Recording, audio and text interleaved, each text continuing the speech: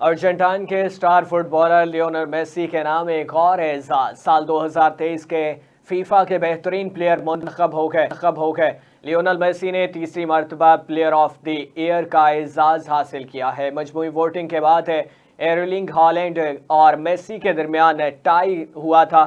Messi اور Holland کے points 48 تھے اور فیفا ایوارڈ قوانین کے مطابق میسی کو دیگر کپتانوں کی اولین چوائس ہونے پر بنیاد پر منتخب کر لیا گیا، اور لیونل میسی نے اس سے قبل 2019 اور 2022 میں بھی یہ ٹائٹل جیتا تھا۔